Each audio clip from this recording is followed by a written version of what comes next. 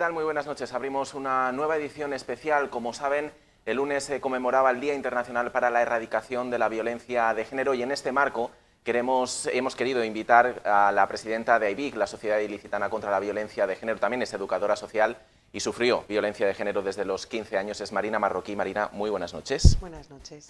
Si te parece, antes de empezar la entrevista vamos a situar, vamos a dar cifras, vamos a explicar a los espectadores cuál es la situación en torno a la violencia de género, como decía, en este marco del día 25 de noviembre, Día Internacional para la Erradicación de la Violencia de Género. Perfecto. Vamos.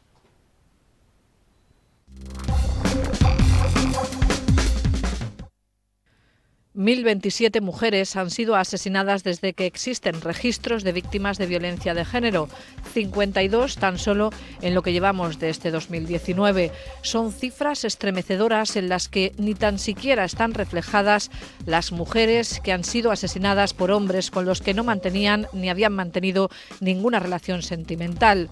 Es una de las cuestiones que se pretende regular con el Pacto de Estado contra la Violencia de Género, que se aprobó en 2017 y que busca dotar a las administraciones de herramientas para luchar contra este gravísimo problema de nuestra sociedad. Sin embargo, las víctimas siguen creciendo y, sobre todo, empieza a producirse un llamativo repunte entre la ciudadanía más joven de violencia machista. Según un estudio de la Fundación de Ayuda contra la Drogadicción, la FAD, 1 de cada 4 jóvenes normaliza aspectos que son considerados como violencia machista, como controlar a la pareja, los celos o vigilar el móvil. La Guardia Civil precisamente ya alerta de que la violencia de género entre los jóvenes sigue otro patrón marcado por las nuevas tecnologías, en las que el chico pide conocer en todo momento la localización de su novia, la contraseña o que le enseñe los mensajes de WhatsApp. Y es que todavía queda mucho que hacer en materia de sensibilización y prevención de la violencia machista, sobre todo desde el punto de vista educativo. En el mapa de España, en el que se refleja el número de mujeres asesinadas, La Rioja es la única comunidad autónoma que no muestra ninguna víctima desde hace 10 años. Y es que desde hace tiempo se vienen impartiendo allí talleres del programa preventivo sobre violencia machista en todos los institutos. Con este panorama recibimos hoy en edición especial a la presidenta de la Asociación Ilicitana contra la Violencia de Género y víctima de violencia machista, Marina Marroquí.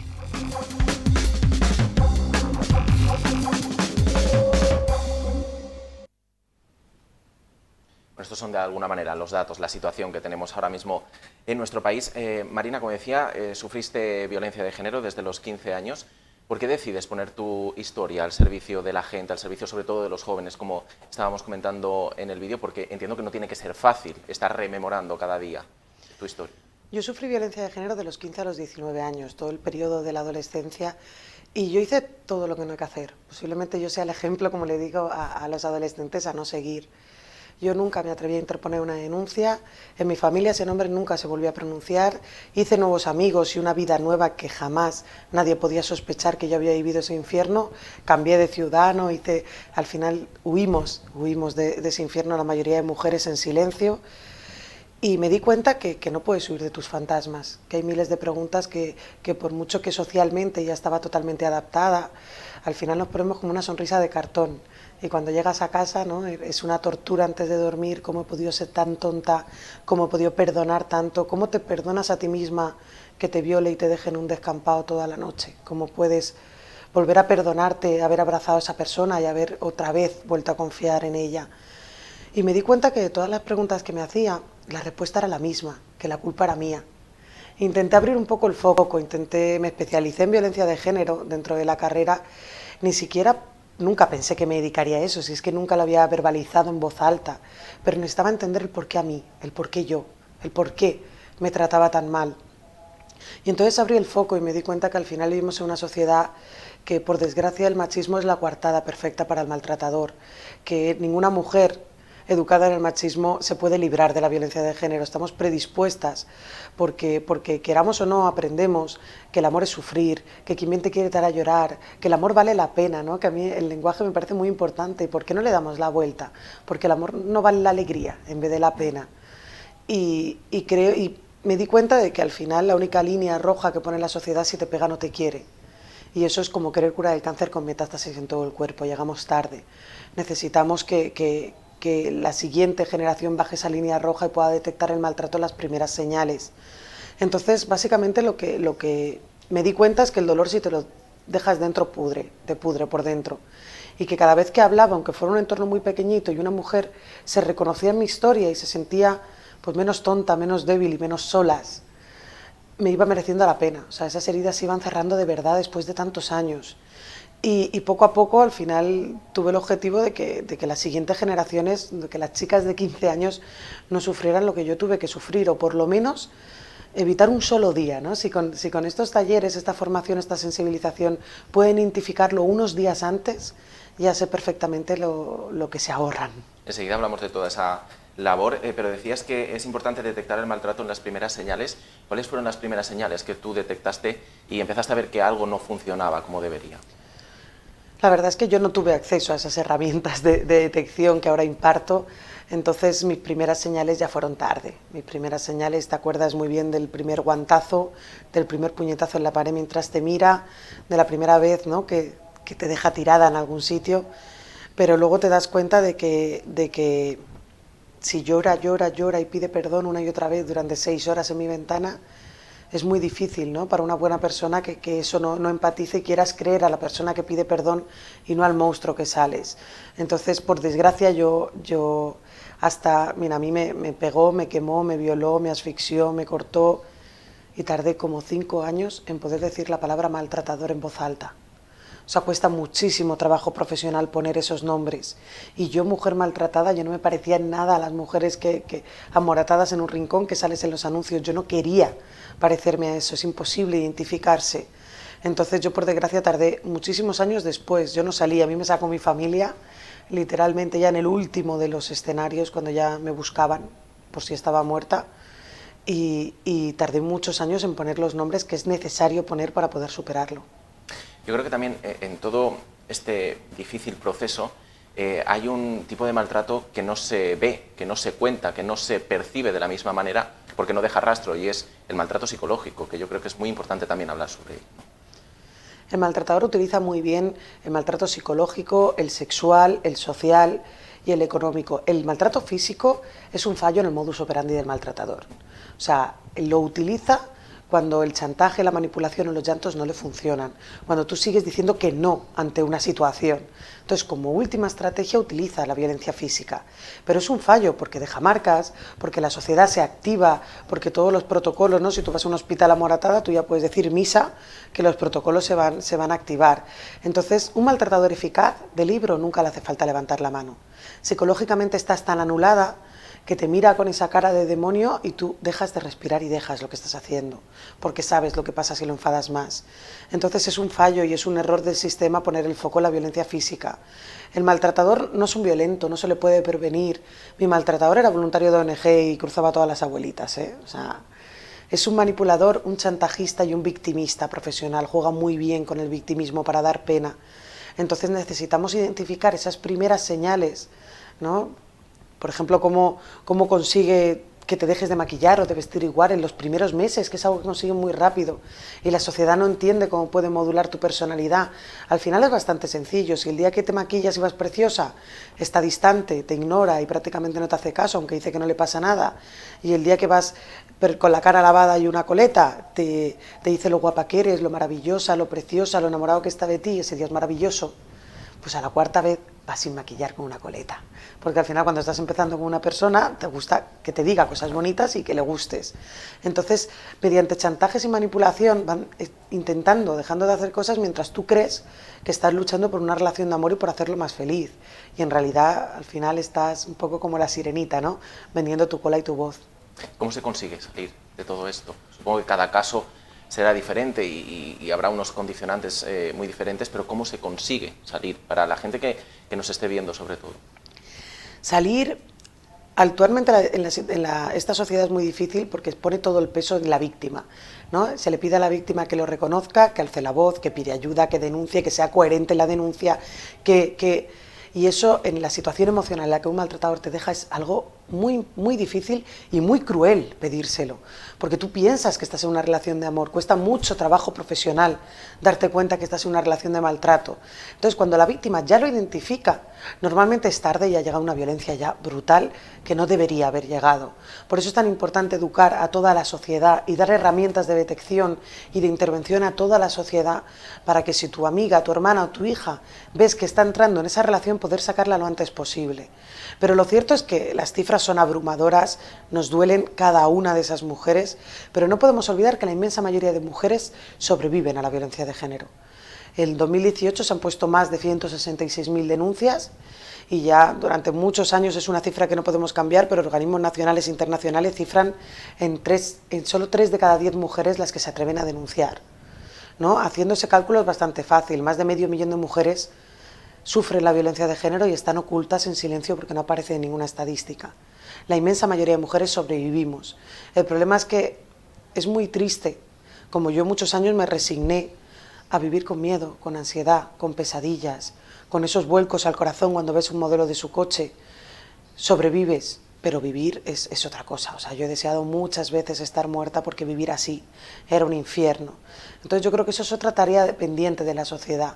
Mostrar estos referentes de que se puede salir de la violencia de género, de que es muy doloroso, sin ayuda prácticamente imposible y necesitas ayuda profesional, pero que puedes volver a ser feliz, volver a ser tú misma, volver a construirte y al final es un camino difícil, pero luchar por la felicidad merece muchísimo la pena. En cuanto a lo que decías de volver a construirse, decías tú una frase en una entrevista que dice: la gente cree que vivir la violencia de género es lo más duro, pero lo duro es sobrevivir a ella. Para mí ha sido mucho más difícil, ha sido mucho más difícil volver a encontrarme que vivir, porque al final vives en la violencia de género y el síndrome de mujer maltratada es esa venda a la que llamamos, que crees que lo hará sin querer, crees que cambiará, crees... Yo después de estrangularme y dejarme inconsciente en un descampado, que yo creo que ya se fue porque pensaba que estaba muerta, yo volví con él porque es que te anula la voluntad, te separa y te hace una realidad paralela en la que el amor y la felicidad es únicamente lo que él te pinta. Entonces el síndrome de mujer maltratada te quita todas las herramientas de salida. Entonces dentro de esa relación tú quieres creer que cambiará, tú quieres calmarlo y nunca crees que te hará daño. Yo diría, pongo la mano en el fuego porque no llegará a matarme, ¿no? Mi familia me lo decía y yo, sois unos exagerados, ¿cómo va a hacer eso? Luego te das cuenta que nos matan a tantas porque ninguna lo creemos. Pero de repente cuando sales y cuando te das cuenta esa venda cae y el terror ahí te invade, ¿no? El estrés postraumático se desarrolla después del trauma, cuando de repente te das cuenta de lo cerca que has estado de que te matase, de cada mirada, de cada desprecio, de cómo te has quedado. O sea, dentro de esa relación estás tan pendiente de no enfadarlo, de que él sea feliz, de que él esté bien. En la relación de maltrato es eso, es una relación en la que vas de puntillas todo el tiempo evitando broncas y evitarlo enfadar. Cuando esa persona sale de la ecuación y te encuentras tú totalmente vacía, como un folio en blanco. O sea, yo recuerdo que era incapaz de decir una canción que me gustase, o una película. Es que yo no era nadie, era una casa en ruinas. Cuando te das cuenta de eso, de que no eres nadie y empiezas a poner el valor al dolor que te hicieron y empiezas a llamar las violaciones como violaciones, las palizas como palizas, ¿cómo te sacas tanto seres tonta de tu cabeza? Entonces yo sinceramente, y es cierto que cada mujer con la que me encuentro que la ha superado, la respuesta es la misma, es que sobrevivir es mucho más duro, porque te das cuenta y ves la realidad y ves que te ha dejado vacía. Por eso es tan importante al final no solo sobrevivir, sino decir, no me tengo que resignar a no ser feliz, a estar siempre triste o a tener siempre miedo porque no es justo. Porque has ganado la guerra, ¿no? Yo creo, eso le digo a las chicas con las que trabajo, digo, no te equivoques, tú has ganado la guerra. Has salido viva de una relación de maltrato en el que es muy difícil salir viva. Pero los soldados que vienen de la guerra también vienen heridos, con traumas y sin una pierna. Ahora toca recuperarse. Bueno, decíamos en el vídeo que todavía queda mucho por hacer, pero yo creo que hemos evolucionado, ¿no? Desde que tú empezaste a sufrir esa violencia de género, ¿has visto ese cambio en la evolución o la sociedad todavía no entiende qué es la violencia de género? Hemos evolucionado mucho y es cierto que la ley de 2004, por mucho que la critiquen, lo que ha hecho es crear un entorno social para sensibilizar y que la víctima pueda hablar. El maltrato ha estado siempre oculto porque hay algo que hace impune a los maltratadores, que es el silencio de las víctimas. Porque la sociedad y la víctima juegan juegos diferentes. Mientras la sociedad te pide que lo cuentes, que lo denuncies y tengas credibilidad, tu única preocupación es salir viva. Entonces, cuando tu única preocupación es que no te mate y no enfadarlo tanto como para matarte, pues que te crean o no pierde importancia en ese momento. Y es muy importante crear ese entorno en el que toda la sociedad crea a las víctimas, para que ese silencio, el maltratador es un manipulador nato, lleva años diciéndote nadie te va a creer, estás loca, nadie va a ayudarte, o sea, tú ya estás predispuesta a que nadie va a creerte. Si no creamos un entorno en el que la víctima pueda hablar, quedará en silencio, que es lo que parece que muchos quieren intentar otra vez, volver al silencio y volver a que se cuestione a las víctimas, y así el único beneficiario directo son los maltratadores. Por eso es cierto que estamos trabajando muchísimo y en esas cifras que has dado se ve muy claro. Mira, de todas las víctimas que hemos atendido en AIBIG, el 87%, tengo mujeres de 13 años a 67.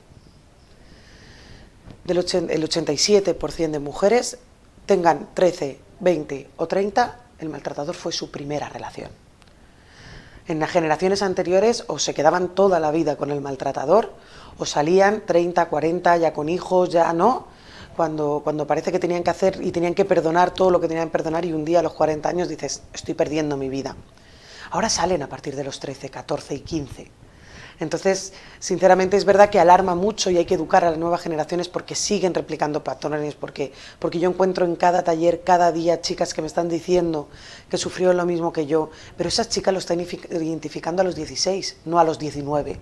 Esa chica va a sufrir menos violencia y va a tener más vida por delante. Al final creo que erradicar la violencia de género en una sociedad machista es prácticamente imposible. Primero tenemos que trabajar todos y no crear esa coartada al maltratador para que justifique todos sus actos, porque al final el perdón funciona y el llanto funciona porque te dice que lo siente, que tiene celos y que no volverá a hacerlo, que te quiere tanto, tanto que pierde los nervios, y hay todo un amor romántico que también te da esos mensajes.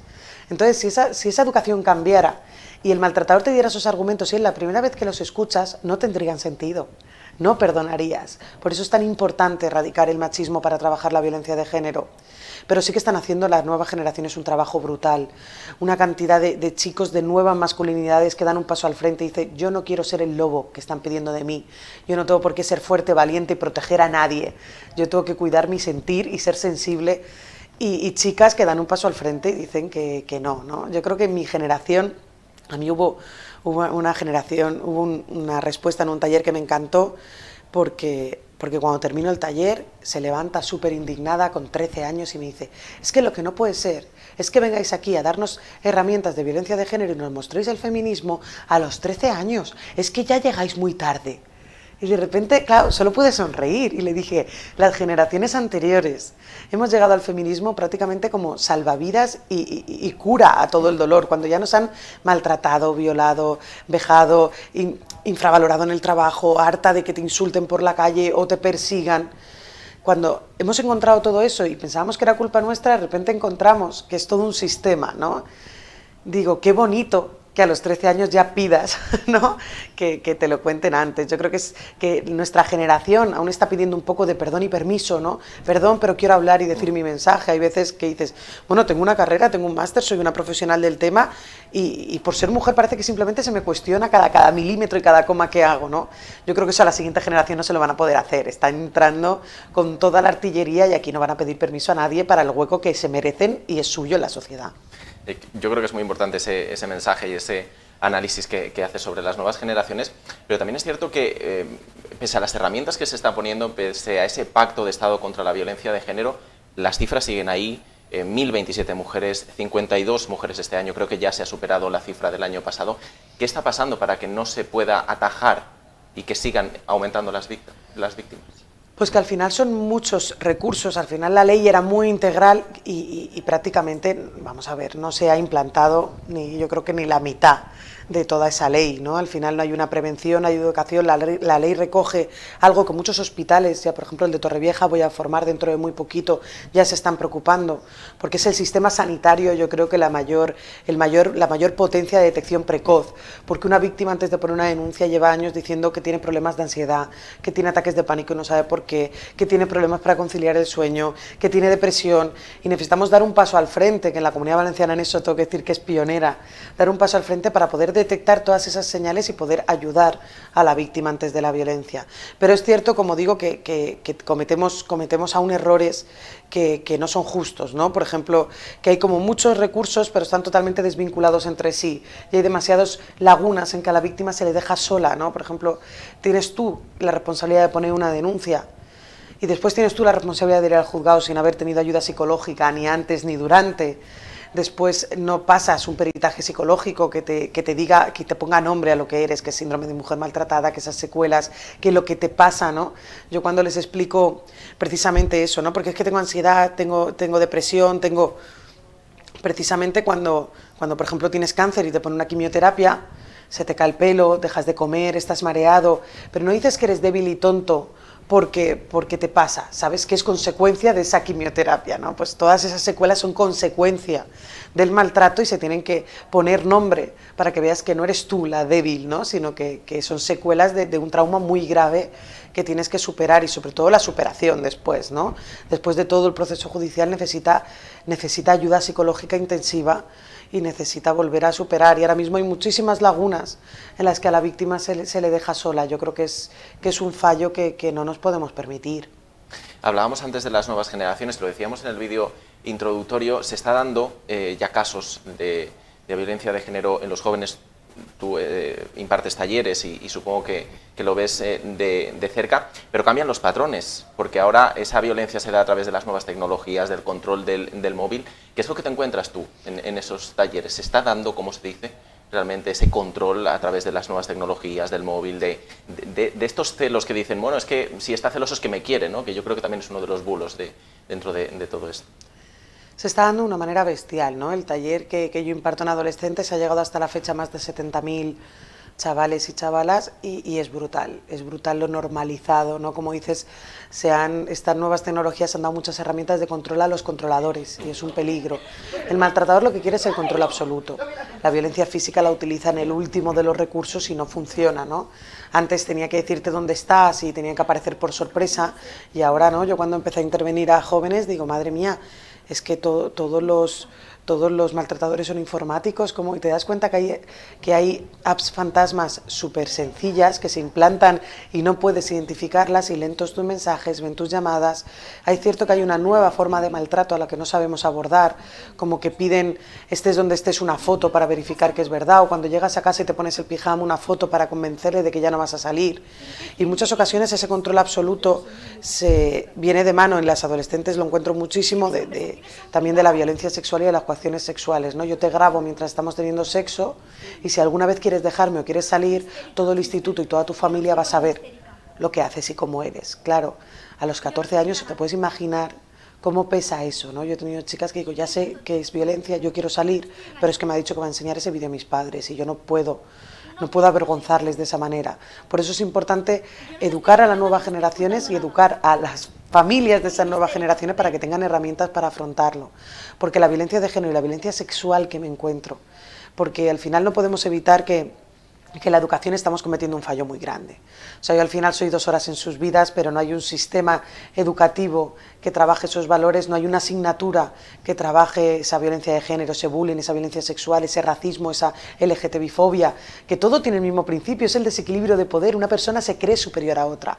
Atajando esos valores, imagínate todos los problemas que solucionamos, ¿no? Los graves problemas sociales. Pero es que no lo hacemos. ¿Y cómo aprenden? Pues los chicos empiezan a tener contacto diario con el porno desde los 10 años, con un porno muy agresivo en el que los vídeos más vistos es la violación de la manada, padre abusa de su hija mientras duerme y hermano viola a su hermana en la ducha. Empiezan a tener relaciones sexuales con 13 y con suerte le decimos cómo ponerse un preservativo a los 16. Llegamos tarde y llegamos mal, están aprendiendo que la pornografía es el sexo, y yo cada taller me encuentro chicas de 13 años que me dicen, bueno, aunque yo no tenga muchas ganas, si lo veo motivado, pues me espero, me callo y que pase pronto.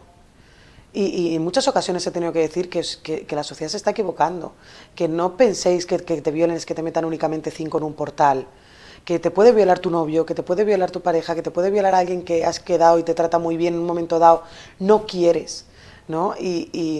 Y creo que en muchas ocasiones esta generación no va a saber denunciar violaciones porque ni siquiera hasta muchos años después va a identificar que está violando.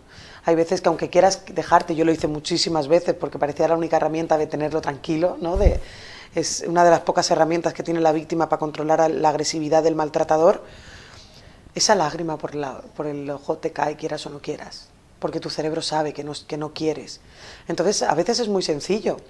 Si después de tener sexo no eres plenamente feliz y es el mejor momento del día y se te pone una sonrisa oreja a oreja, pues a lo mejor no querías tanto como crees.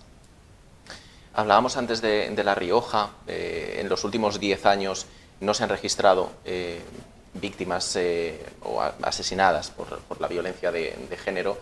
¿Cuál es el modelo que se está dando allí? Porque me comentabas antes que has estado precisamente hace tan solo unos días impartiendo talleres allí. ¿Cuál es el modelo que al final creo que debería llevarse a lo mejor a otras comunidades autónomas en los que sí que se está registrando? Yo creo que es priorizar. Es priorizar. Yo vengo de Arnedo, de La Rioja, normalmente doy conferencias y vuelvo, he estado 3 días allí en el que hemos llegado a familias, a docentes, adolescentes y a primaria. He dado un taller de quinto de primaria que prácticamente no doy en todo el país y ellos están preocupados por bajar esa línea, ¿no? Bajar, que están viendo durante muchos años que hacían de adolescentes, que ya detectaban muchísimos casos entre sus adolescentes y han querido bajar a primaria para trabajar esos valores y al final una coeducación en igualdad, que es la base de erradicar la violencia de género. Y al final es una unión sistemática. Yo voy y ahí, por ejemplo, en Arnedo hay un proyecto que es Febrero en Pública, en el que mete a familias, al ayuntamiento, servicios sociales, educación y a profesores, jefes de estudios y directores de todos los centros de primaria y secundaria, para hacer actividades fuera del aula. O sea, es como una especie de asociación. O sea, claro, parece idílico. Yo como educadora social digo, es que es idílico. Y hacen actividades de muchísimas, o sea, yo fui el primer año y después fue Espido Freire, ha llevado Arcano, han hecho festivales, se promueven por una educación saludable y una educación en igualdad entre sus nuevas generaciones. Lo llevan haciendo bastantes años. Y al final es que el problema es que queremos soluciones inmediatas y la educación es el única arma que puede eliminar la violencia de género. Pero por suerte es cierto que esos modelos no es que eliminen la violencia de género y que no hayan, pero sí tienen herramientas para conseguir que no llegue al peor de sus consecuencias, que es que asesinen a una mujer. Que puede ser que mañana pase, ¿no? Pero es cierto que ninguna comunidad autónoma se libra de esa cifra de la que La Rioja tiene que estar muy orgullosa. Bueno, queda demostrado que la educación es muy importante en todo este proceso, pero yo creo que también es muy importante formar, por ejemplo, a jueces. Lo hemos visto con los casos de La Manada, que han dictaminado finalmente que fue abuso y no fue violación, y toda la gente ha salido a la calle con toda la razón del mundo, y hay que empezar también formando a los jueces, a los profesionales que al final están dentro de todo ese proceso. Yo me empezaré a tomar en serio, de verdad en serio, que este país quiere luchar contra la violencia de género cuando haya una carrera universitaria dedicada a eso. Porque la realidad es que, bueno, los profesionales que más nos podemos abordar esta problemática, psicólogos, educadores sociales y trabajadores sociales, damos una asignatura optativa. Siguen saliendo de las facultades de magisterio, de derecho o de periodismo sin poder intervenir, ¿no? Y sin saber qué es la violencia de género, qué es y cómo afrontarla y cómo tratarla. Es cierto que un caso traumático que tuve aquí en Elche hizo cambiar bastante mi rumbo profesional, ¿no? Era un maltratador muy peligroso que llevaba muchísimos años de condena a las espaldas, que no lo cogían, y todos los cuerpos de seguridad es cierto que se aunaron de una manera para decir, si conseguimos que ella denuncie, lo tenemos, ¿no? Y lo conseguimos aun poniendo un riesgo. Imaginaos el riesgo. Él le decía, yo ya tengo 20 años de condena acumulada, matar a ti y a tus hijas me va a salir gratis cuando me pillen. Entonces, y quedó en libertad con cargos. Yo esperé al juez, que yo no sé cómo no fui detenida ese día, y le dije, claro, que no se había dado cuenta de lo que había hecho, que le iba a matar y quién se iba a hacer responsable de eso, ¿no? Al final nadie es responsable. Y me dijo una frase que cambió bastante mi rumbo profesional, que me dijo, ¿sabes qué pone en la denuncia? Que la llama hijo de puta y la ha amenazado. Yo no puedo mandar a la cárcel a alguien. Y me di cuenta que falla todo el sistema. No hay policías específicamente formados en violencia de género, aun poniéndose 455 denuncias al día. No saben, o sea, la mujer tiene unas secuelas muy características en las que tiene que tener mucha formación para sacar la información del maltrato habitual, de lo más vergonzoso que nunca contamos. Si eso no pasa una denuncia y la violencia de género en los juzgados se reduce a te ha dado un empujón, te ha amenazado, te ha llamado, claro, no mandan a la cárcel. Y me di cuenta que formar a los profesionales en contacto directo con la víctima era una prioridad absoluta. Llevo 5 años formando en la Policía Nacional a la UFAM, a la Unidad de Mujer y Familia que interviene en la violencia de género. He participado ahora en los cursos del Pacto de Estado para formar a fiscales, en los que en 7 cursos hemos llegado a más de 400 fiscales a nivel nacional, y me di cuenta que es el camino, que el precio que pagamos por estar en silencio, tirar para adelante y no contárselo a nadie, es que la sociedad no sabe realmente lo que es la violencia de género, no sabe lo que se vive dentro. Yo cuando les cuento mi parte como víctima y mi parte profesional, se quedan y dicen, es que llevo 15 años en fiscalía estando con violencia de género y nunca me habían contado que era ese infierno. Claro, las víctimas que ven no pueden contarlo en esa situación. Entonces creo que es muy importante que se trabaje y se forme específicamente en esta temática a los profesionales. ¿Cuál es la labor que realizáis desde AIBIG? Pues desde AIBIG es cierto que ahora la parte, como digo, de formación y de prevención ocupa la mayor parte del espacio.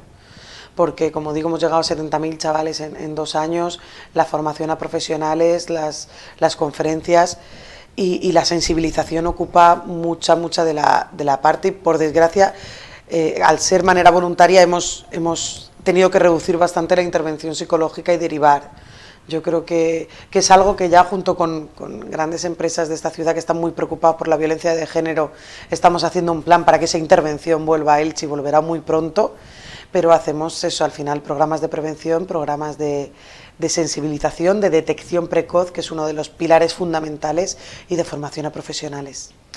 ¿De qué manera pueden contactar con AIBIG, la gente que quiera algún tipo de asesoramiento?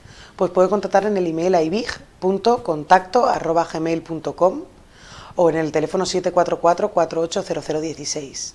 Bueno, esas son las vías de contacto con AIBIG, con la Asociación Ilicitana contra la Violencia de Género. Marina Marroquí, te agradecemos que hayas estado esta noche con nosotros hablando de esta manera tan sincera, y sobre todo yo creo que es importante para los espectadores que están al otro lado viendo esta entrevista. Te agradecemos que hayas estado esta noche con nosotros y te agradecemos el trabajo que haces diariamente. Muchas gracias. Y a ustedes, como siempre, les espero la próxima semana con una nueva edición especial. Gracias por estar al otro lado.